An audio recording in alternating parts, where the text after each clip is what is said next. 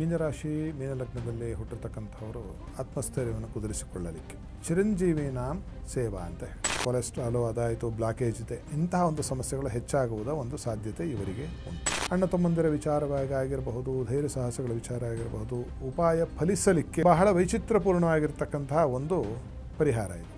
ಕುರುಳನ್ನು ತಂದು ಮನೆಯಲ್ಲಿ ಅದರ ಧೂಪವನ್ನು ಹಾಕುವುದು. ರಿಯಲ್ ಎಸ್ಟೇಟ್, ಭೂಮಿ ವ್ಯವಹಾರ, ಮನೆ ಮಠ ಇದೆಲ್ಲ ಚೆನ್ನಾಗಿ ಸಿದ್ಧಿಸಬೇಕು ಅಂತಕ್ಕಂಥವ್ರು ಏನು ಮಾಡಬೇಕು ಅಂತಂದರೆ, ಕೇಸರಿಯನ್ನು ನೀರಲ್ಲಿ ಹಾಕಿ ಚೆನ್ನಾಗಿ ತಿಕ್ಕಿಬಿಟ್ರೆ ಏನಾಗುತ್ತೆ, ಹಳದಿ ಥರ ಕರಗೋಗುತ್ತೆ. ಅದನ್ನು ತೆಗೆದುಕೊಂಡು ಸ್ವಲ್ಪ ಹಣೆಗೆ ಹಚ್ಚಿಕೊಂಡು ಮಿಕ್ಕಿದ್ದನ್ನು ನೆಕ್ಕಿ ಅದನ್ನು ತಿಂದು ಹೋಗ್ತಕ್ಕಂಥದ್ದು ಪ್ರತಿನಿತ್ಯನೂ ಮಾಡಬಹುದು. ಮಕ್ಕಳಿಗೆ ಒಳ್ಳೆಯದಾಗಲಿಕ್ಕೆ ಅನ್ನದಾನವನ್ನು ಮಾಡಬೇಕು. ದಾನವನ್ನು ಎಡಗೈಲಿ ಕೊಟ್ಟಿದ್ದು ಬಲಗೈಗೆ ಗೊತ್ತಾಗಬಾರ್ದು, ಬಲಗೈಲಿ ಕೊಟ್ಟಿದ್ದು ಎಡಗೈಗೆ ಗೊತ್ತಾಗಬಾರ್ದು ಅಂತ ಹೇಳ್ತಾರೆ.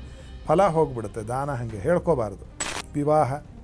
ವಿವಾಹದ ತೊಂದರೆ, ವಿಳಂಬ, ದಾಂಪತ್ಯದಲ್ಲಿ ಸಮಸ್ಯೆ ಏನಪ್ಪ ಮಾಡಬೇಕು? ನಾವು ಎಲ್ಲಾದರೂ ಹೋದಾಗ ಒಂದು ಅರಳಿ ಮರವನ್ನು, ಒಂದು ಬೇವಿನ ಮರವನ್ನು, ಒಂದು 20 ಅಡಿ ದೂರದಲ್ಲಿ ಎರಡನ್ನು ಒಂದು ನೆಟ್ಟು ಬಂದಿದೆ. ತತ್ಕ್ಷಣ ಅದು ಸರಿ ಹೋಗ್ತಕ್ಕಂತಹ ಒಂದು ಸನ್ನಿವೇಶಗಳು ಉಂಟಾಗುತ್ತೆ. ಖರ್ಚು ಕಡಿಮೆ ಆಗಬೇಕು ಅಂತ ಇದ್ದರೆ, ಯಾರು ಈ ಕೂಲಿ ಕೆಲಸವನ್ನು ಮಾಡ್ತಿದ್ದಾರೋ, ನಮ್ಮ ಕೈ ಕೆಳಗೆ ಯಾರು ಸಬಾರ್ಡಿನೇಟ್ಸ್ ಅಂತಿದ್ದಾರೋ ಅವರಿಗೆ ನೀವೇನು ಮಾಡಬೇಕು ಅಂತಂದರೆ ಸೌಂದರ್ಯ ಸಾಧನಗಳನ್ನು ಕೊಡಬೇಕು.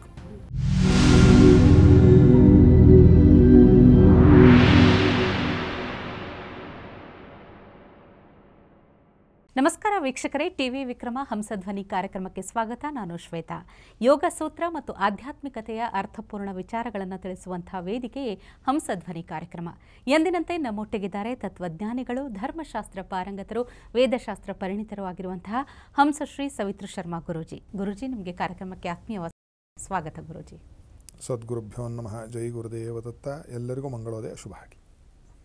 ಗುರುಜಿ, ನಾವು ಹಂಸಧ್ವನಿ ಕಾರ್ಯಕ್ರಮದಲ್ಲಿ ಸರಣಿ ಸಂಚಿಕೆಗಳನ್ನು ಮಾಡ್ತಾ ಇದ್ದೀವಿ. ಕೊನೆಯದಾಗಿ ಮೀನರಾಶಿಯ ಬಗ್ಗೆ ಇವತ್ತು ತಿಳ್ಕೊಳ್ಳೋಣ. ಮೀನರಾಶಿ, ಮೀನ ಲಗ್ನದಲ್ಲಿ ಹುಟ್ಟಿರುವಂಥವರಿಗೆ ಏನೆಲ್ಲ ಪರಿಹಾರಗಳಿದೆ ಅನ್ನೋದನ್ನು ತಿಳಿಸ್ಕೊಡಿ. ಮೀನರಾಶಿ ಮೀನಲಗ್ನದಲ್ಲಿ ಹುಟ್ಟಿರ್ತಕ್ಕಂಥವರು ಆತ್ಮಸ್ಥೈರ್ಯವನ್ನು ಕುದುರಿಸಿಕೊಳ್ಳಲಿಕ್ಕೆ, ಆತ್ಮಸ್ಥೈರ್ಯ ನನಗೆ ಚೆನ್ನಾಗಿ ಆಗಬೇಕಪ್ಪ, ಏನು ಮಾಡಬೇಕು ಅಂತಂದರೆ ಚಿರಂಜೀವಿ ನಾಮ್ ಸೇವಾ ಅಂತ ಹೇಳಿತು. 7 ಜನ ಚಿರಂಜೀವಿಗಳು ಹೇಳಿದೆ ನಮ್ಮ ಶಾಸ್ತ್ರದಲ್ಲಿ. ಅಶ್ವತ್ಥಾಮ ಬಲಿವ್ಯಾಸ ಹನುಮಾನ್ ವಿಭೀಷಣ ಕೃಪಾ ಪರಚುರಾಮಶ ಸಪ್ತೈತೆ ಚಿರಜೀವಿನಃ. ಈ 7 ಜನರು ಅಶ್ವತ್ಥಾಮರಾಗಿರ್ಬೋದು, ಬಲಿಚಕ್ರವರ್ತಿ ಆಗಿರ್ಬೋದು, ವ್ಯಾಸ ಮಹರ್ಷಿಗಳಾಗಿರ್ಬೋದು, ಅದೇ ರೀತಿಯಾಗಿ ಆಂಜನೇಯ ಸ್ವಾಮಿ ಆಗಿರ್ಬೋದು, ವ್ಯಾಸ ಮಹರ್ಷಿಗಳು ಆಯಿತು, ಆಂಜನೇಯ ಸ್ವಾಮಿ ಆಗಿರ್ಬೋದು, ವಿಭೀಷಣ ಆಗಿರ್ಬೋದು, ಇವರೆಲ್ಲರೂ ಕೂಡ ಚಿರಂಜೀವಿಗಳು ಅಂತ. ಬಹಳ ಸನ್ನಿಹಿತವಾಗಿರೋದು ನಮಗೆ ಕಾಣೋದು ಯಾವುದು, ಇಷ್ಟರಲ್ಲೂ ನಾವು ಪೂಜೆ ಮಾಡಬಹುದು ಅಂತ ಕಾಣೋದು ವ್ಯಾಸ ಮಹರ್ಷಿಗಳು, ಆಂಜನೇಯ ಸ್ವಾಮಿ. ಇನ್ಯಾರ್ದು ಅಷ್ಟು ಪೂಜೆಯ ಪ್ರತೀತಿ ನಮ್ಮಲ್ಲಿ ಇಲ್ಲ. ಅಂತಹ ವ್ಯಾಸ ಮಹರ್ಷಿಗಳ ಒಂದು ಧ್ಯಾನವನ್ನು, ಆಂಜನೇಯ ಸ್ವಾಮಿಯ ಧ್ಯಾನವನ್ನು ಮಾಡ್ತಕ್ಕಂಥದ್ದು ಆತ್ಮಸ್ಥೈರ್ಯವನ್ನು, ಆತ್ಮಬಲವನ್ನು ಅತ್ಯಂತ ಹೆಚ್ಚಿಸುತ್ತೆ ಮೀನರಾಶಿಯವರಿಗೆ. ಆರೋಗ್ಯ ಬಾಧೆಗಳು ಇವರಿಗೂ ಕೂಡ ಏನಾಗುತ್ತೆ ಅಂತಂದರೆ ಸ್ಥೌಲ್ಯ, ಬಹಳ ದಪ್ಪ ಆಗ್ತಕ್ಕಂಥದ್ದು, ಒಬೇಸಿಟಿ ಅಂತ ಏನು ಹೇಳ್ತೀವಲ್ಲ, ವಯಸ್ಸು ಮರಳಿದ ಹಾಗೆ ಆದಂಗೆ ಇವರು ಹೆಚ್ಚು ಮೈಯನ್ನು ಬೆಳೆಸ್ಕೊಂಡು ಬಿಡ್ತಾರೆ ಅಂತ. ಒಬೇಸಿಟಿ ಬರುತ್ತೆ ಅಂದರೆ ಬೊಜ್ಜು ದೇಹ ಅಂತ ಹೇಳ್ತೀವಲ್ಲ, ಅದು ಆ ಥರದ ಒಂದು ಸಮಸ್ಯೆಗಳು ಉಂಟಾಗ್ತಕ್ಕಂಥ ಒಂದು ಸನ್ನಿವೇಶಗಳು. ಮತ್ತು ಈ ರಕ್ತನಾಳಗಳಲ್ಲಿ ತೊಂದರೆಗಳು ಇವರು ಈಡಾಗ್ತಾರೆ ಅಂತ. ಅದು ಈಗೆಲ್ಲ ಹೇಳ್ತಾರಲ್ಲ, ಕೊಲೆಸ್ಟ್ರಾಲು ಅದಾಯಿತು ಬ್ಲಾಕೇಜ್ ಇದೆ ಇಂತಹ ಒಂದು ಸಮಸ್ಯೆಗಳು ಹೆಚ್ಚಾಗುವುದ ಒಂದು ಸಾಧ್ಯತೆ ಇವರಿಗೆ ಉಂಟು. ಮೂರನೆಯದ್ದು ಏನಂತಂದರೆ ಕೂದಲಿಗೆ ಸಂಬಂಧಪಟ್ಟಂತಹ ಸಮಸ್ಯೆಗಳು ಕೂಡ ಇವರಿಗೆ ಹೆಚ್ಚು ಉಂಟಾಗುತ್ತೆ ಅಂತಕ್ಕಂಥದ್ದು ನಮಗೆ ಕಾಣುತ್ತೆ, ಅನುಭವದಲ್ಲೂ ಕಾಣುತ್ತೆ, ಶಾಸ್ತ್ರದಲ್ಲೂ ಸಿದ್ಧವಾಗಿ ಹೇಳ್ತಾರೆ. ಇಂತಹ ಅನಾರೋಗ್ಯ ಸಮಸ್ಯೆಗಳಿಗೆ ಇವರು ಏನು ಮಾಡಬೇಕು ಅಂತಂದರೆ ಪ್ರದೋಷ ಪೂಜೆಯನ್ನು ಮಾಡಬೇಕು. ತಿಂಗಳಲ್ಲಿ ಬರುತ್ತೆ, ಅದು ಕೂಡ ಕೃಷ್ಣ ಪಕ್ಷದಲ್ಲಿ ಬರುತ್ತೆ. ಆ ಪ್ರದೋಷ ಪೂಜೆಯನ್ನು ಮಾಡಿಸ್ತಾ ಬರ್ತಕ್ಕಂಥದ್ದು ಯಾರಿಗೆ? ಈಶ್ವರನಿಗೆ ಮಾಡಿಸ್ತಾ ಬಂದರೆ ಅನಾರೋಗ್ಯದ ಸಮಸ್ಯೆ ಅವರಿಗೆ ಪೂರ್ಣವಾಗಿ ತೀರು ಹೋಗ್ತಕ್ಕಂಥದ್ದು ನಮಗೆ ಶಾಸ್ತ್ರದಲ್ಲಿ ಉಲ್ಲೇಖ ಇದೆ. ಎರಡನೆಯದಾಗಿ ಕುಟುಂಬದ ಒಂದು ವೃದ್ಧಿಸಿದ್ಧಿಗಳು, ಹಣಕಾಸಿನ ಅನುಕೂಲಗಳು, ಇವಕ್ಕೆಲ್ಲ ಏನು ಮಾಡಬೇಕು ಅಂತಂದರೆ ತಿರುಗಿ ಇದಕ್ಕೂ ಕೂಡ ಶಿವಪೂಜನೆ, ಪಂಚಾಕ್ಷರಾವೇದ ಶಿವಸ್ಯ ಪೂಜಾ ಅಂತ ಹೇಳುತ್ತೆ. ಅಂದರೆ ಪರಮೇಶ್ವರನ ಒಂದು ಪೂಜೆಯನ್ನು, ಪುನಸ್ಕಾರವನ್ನು ಮಾಡ್ತಕ್ಕಂಥದ್ದು. ಶಿವಾಯ ನಮಃ ಶಿವಾಯ ನಮಃ ಅಂತಕ್ಕಂತಹ ಒಂದು ಪರಮಪಿತ್ರವಾಗಿರ್ತಕ್ಕಂತಹ ಮಂತ್ರದ ಜಪವನ್ನು ಹೆಚ್ಚು ಮಾಡ್ತಕ್ಕಂಥದ್ದು ಮಾಡ್ತಾ ಬರೋದು ಈ ಮೀನದವರಿಗೆ ಅತ್ಯಂತ ಶುಭ. ಹಣಕಾಸಿನ ವಿಚಾರದಲ್ಲಿ ಹೆಚ್ಚಿನ ಒಂದು ಏಳಿಗೆಯನ್ನು ಉಂಟು ಮಾಡುತ್ತೆ. ಅಣ್ಣ ತಮ್ಮಂದಿರ ವಿಚಾರವಾಗಿ ಆಗಿರಬಹುದು, ಧೈರ್ಯ ಸಾಹಸಗಳ ವಿಚಾರ ಆಗಿರಬಹುದು, ಉಪಾಯ ಫಲಿಸಲಿಕ್ಕೆ ಒಂದು ಪರಿಹಾರ ಏನು ಅಂತ ನಾವು ನೋಡಲಾಗಿ, ಬಹಳ ವೈಚಿತ್ರಪೂರ್ಣವಾಗಿರ್ತಕ್ಕಂತಹ ಒಂದು ಪರಿಹಾರ ಇದು. ಹಸುವಿನ ಸಗಣಿ ಅದು ತಿರುಗಿ ಮತ್ತೆ ಹೇಳ್ತೇನೆ, ದೇಸಿ ಹಸು ಆಗಿರಬೇಕು. ಕಾಡು ಸುತ್ತು ಬರ್ತಕ್ಕಂಥ ಹಸು, ನಾಡಿನ ಹಸು ಸಗಣಿ ದಯವಿಟ್ಟು ಬಳಸಬೇಡಿ. ಅದೇ ಥರ ಕಾಡಿನ ಸಗಣಿ ಈಗಾಗಲೇ ಮಾರುಕಟ್ಟೆಯಲ್ಲಿ ಅದನ್ನು ಗಟ್ಟಿ ಮಾಡಿರ್ತಕ್ಕಂಥ ಕೇಕ್ ಸಿಗುತ್ತೆ, ಕೌಡಂಗ್ ಕೇಕ್ಸ್ ಅಂದ್ಬಿಟ್ಟು. ಬೆರಣಿ ಅಂತ ಏನು ತರ್ತೀವಿ, ಕುರುಳು ಅಂತ ಏನು ಹಳ್ಳಿಲಿ ತರ್ತಿದ್ವಲ್ಲ, ಈಗ ಅಂಗಡಿಯಲ್ಲಿ ಮಾರಾಟ ಪ್ರಾರಂಭ ಆಗಿದೆ. ಕಲಿಗಾಲದ ಮಹಿಮೆ ನೋಡಿ ಹೆಂಗಿದೆ. ಅಂತಹ ಒಂದು ಕುರುಳನ್ನು ತಂದು ಮನೆಯಲ್ಲಿ ಅದರ ಧೂಪವನ್ನು ಹಾಕೋದು ಸಂಜೆ ಹೊತ್ತು. ಏನಿಲ್ಲ, ಒಂದು ಅರ್ಧ ಭಾಗ ಅದನ್ನು ಸುಟ್ಟುಬಿಟ್ರೆ ಅದು ಹೊಗೆ ಬರುತ್ತೆ, ಆರೋಗ್ಯಕ್ಕೆ ಒಳ್ಳೆಯದು ಅಂತ ತಿಳಿದವ್ರು ಹೇಳ್ತಾರೆ. ನಮಗದರಲ್ಲಿ ಆಸಕ್ತಿ ಇದ್ದರೆ ನಾವು ಮಾಡಬಹುದು, ಕಳಕಳಿ ಇದ್ದರೆ ಮಾಡಬಹುದು, ಅದರಲ್ಲಿ ಶ್ರದ್ಧೆ ಇದ್ದರೆ ಮಾಡಬಹುದು. ಮಾಡಿದ್ದೇವೆ ನಾವೆಲ್ಲರೂ. ಅದನ್ನು ಮಾಡ್ತಕ್ಕಂಥದ್ದು ಮೀನುಗಾರರಿಗೆ ಬಹಳ ಶುಭವನ್ನು ಮತ್ತು ಲಾಭವನ್ನು ಈ ವಿಚಾರಕ್ಕೆ ಉಂಟು ಮಾಡುತ್ತೆ. 4ನೆಯದ್ದು, ವಿದ್ಯಾರ್ಥಿಗಳು ವಿದ್ಯೆ ನನಗೆ ಬೇಕು, ಚೆನ್ನಾಗಿ ನಾನು ಕಲಿಯಬೇಕು, ಇದರಲ್ಲಿ ನಾನು ಪುರೋಗಾಮಿಯಾಗಿ ನಾನು ಮುಂದೆ ಹೋಗಬೇಕು ಅಂತ ಯಾರಿಗೆ ಒಂದು ಆಸೆ ಆಕಾಂಕ್ಷೆ ಇದೆ, ಚೆನ್ನಾಗಿ ಓದಬೇಕು ಅಂತ ಇರ್ತಕ್ಕಂಥವ್ರು ಏನು ಮಾಡಬೇಕು ಅಂತಂದರೆ, ವಿಷ್ಣುವಿನ ದೇವಸ್ಥಾನಕ್ಕೆ ಅಲಂಕಾರಿಕ ಪದಾರ್ಥಗಳ ಪ್ರದಾನವನ್ನು ಮಾಡಬೇಕು. ಕೇಸರಿ, ಜುವಾರಿ, ಅದೇ ರೀತಿಯಾಗಿ ಕಸ್ತೂರಿ, ಶ್ರೀಗಂಧ ತೈಲ, ತುಳಸಿ, ಇದರಲ್ಲಿ ನಿಮ್ಗೆ ಯಾವುದು ಸಾಧ್ಯವೋ ಅದನ್ನು ತೆಗೆದುಕೊಂಡೋಗಿ ಮಹಾವಿಷ್ಣುವಿನ ಆಲಯಕ್ಕೆ ಕೊಟ್ಟು ನಿಮ್ಮ ಅಭ್ಯಾಸವನ್ನು ನೀವು ಮಾಡಿದರೆ ವಿದ್ಯೆಗೆ ಸಂಬಂಧಪಟ್ಟಂತಹ ತೊಳಲಾಟಗಳು ನಿಮ್ಮನ್ನು ಬಿಟ್ಟು ದೂರ ಹೋಗುತ್ತೆ. ರಿಯಲ್ ಎಸ್ಟೇಟ್, ಭೂಮಿ ವ್ಯವಹಾರ, ಮನೆ, ಮಠ, ಇದೆಲ್ಲ ಚೆನ್ನಾಗಿ ಸಿದ್ಧಿಸಬೇಕು ಅಂತಕ್ಕಂಥವ್ರು ಏನು ಮಾಡಬೇಕು ಅಂತಂದರೆ, ಈ ಹಿಂದೆ ಹೇಳಿದ ಪದಾರ್ಥದಲ್ಲೇ ಒಂದು ಶುಭಕರವಾದ ಪದಾರ್ಥ ಇದೆ. ಅದು ಯಾವುದು ಅಂತಂದರೆ ಕೇಸರಿ. ಕೇಸರಿಯನ್ನು ನೀರಲ್ಲಿ ಹಾಕಿ ಚೆನ್ನಾಗಿ ತಿಕ್ಕಿಬಿಟ್ರೆ ಏನಾಗುತ್ತೆ, ಹಳದಿ ಥರ ಕರಗೋಗುತ್ತೆ. ಕರಬಿಟ್ಟು ಹಳದಿ ಥರದ ಒಂದು ಅದು ನಿಮಗೇನಾಗುತ್ತೆ, ಒಂದು ಗಂಧದೋಪಾದಿಯಲ್ಲಿ ಪೇಸ್ಟ್ ಥರ ಆಗುತ್ತೆ. ಅದನ್ನು ಏನು ಮಾಡಬೇಕು ಅಂದರೆ, ಪ್ರತಿನಿತ್ಯವೂ ನೀವು ವ್ಯಾಪಾರ ವ್ಯವಹಾರಕ್ಕೆ ಹೊರಡುವುದಕ್ಕಿಂತ ಮುಂಚಿತವಾಗಿ ಅದನ್ನು ತೆಗೆದುಕೊಂಡು ಸ್ವಲ್ಪ ಹಣೆಗೆ ಹಚ್ಚಿಕೊಂಡು ಮಿಕ್ಕಿದ್ದನ್ನು ನೆಕ್ಕಿ ಅದನ್ನು ತಿಂದು ಹೋಗ್ತಕ್ಕಂಥದ್ದು ಪ್ರತಿನಿತ್ಯನೂ ಮಾಡಬಹುದು. ಇದನ್ನು ಮಾಡ್ತಕ್ಕಂಥದ್ದು ಮೀನರಾಶಿ ಮೀನಲಗ್ನದವರಿಗೆ ಭೂಮಿಗೆ ಸಂಬಂಧಪಟ್ಟಂಥ ವಿಚಾರವಾಗಿ ಅಪರಿಮಿತವಾಗಿರ್ತಕ್ಕಂತಹ ಒಂದು ಶುಭತ್ವವನ್ನು ಉಂಟು ಮಾಡುತ್ತೆ. ಇನ್ನು ಒಳ್ಳೆಯ ಮಕ್ಕಳು, ಶುಭ ಸಂತತಿ, ಮೇಧಾಶಕ್ತಿ ಹೆಚ್ಚಲಿಕ್ಕೆ, ಮಕ್ಕಳಿಗೆ ಒಳ್ಳೆಯದಾಗಲಿಕ್ಕೆ, ಸರ್ವಾಂಗೀಣವಾದ ಅಭಿವೃದ್ಧಿ ಮಕ್ಕಳಿಗೆ ಆಗಲಿಕ್ಕೆ ಏನು ಮಾಡಬೇಕು ಅಂತಂದರೆ ಅನ್ನದಾನವನ್ನು ಮಾಡಬೇಕು. ಪ್ರತಿ ಸೋಮವಾರದ ದಿವಸ ನಿಮ್ಮ ಕೈಲಾದಷ್ಟು ಕೈಲಾದವರಿಗೆ, ಯಾರಿಗೆ ಕಷ್ಟ ನಷ್ಟ ಇದ್ದವರಿಗೆ ಕೊಟ್ಟರೆ ಉಪಯೋಗ ಇಲ್ಲ, ಇದ್ದವ್ರಿಗೆ ಕೊಟ್ಟರೆ ದಾನದ ಫಲ ದಕ್ಕೋದಿಲ್ಲ. ಆಮೇಲೆ ಈ ದಾನ ಮಾಡೋದು ಗೊತ್ತಾಗಬಾರ್ದು.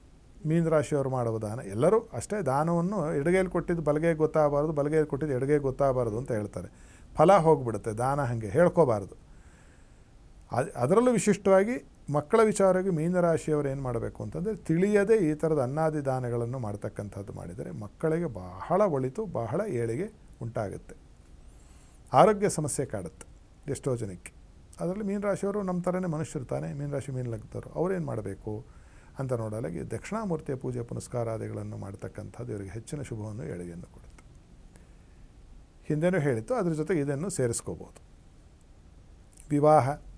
ವಿವಾಹದ ತೊಂದರೆ, ವಿಳಂಬ, ದಾಂಪತ್ಯದಲ್ಲಿ ಸಮಸ್ಯೆ, ಏನಪ್ಪ ಮಾಡಬೇಕು ನಾವು, ಈ ಥರ ನಮಗೆ ತೊಂದರೆ ಆಗಿ ಹೋಗಿದೆಯಲ್ಲ ಅಂತ ಅಂದರೆ, ಇವರು ಕಷ್ಟ ಸಾಧ್ಯವಾಗಿರ್ತಕ್ಕಂಥದ್ದಿದ್ದು ಅದರ ಪ್ರಯತ್ನ ಮಾಡಿದ್ರೆ ಏನು ದೊಡ್ಡ ತೊಂದರೆ ಇಲ್ಲ.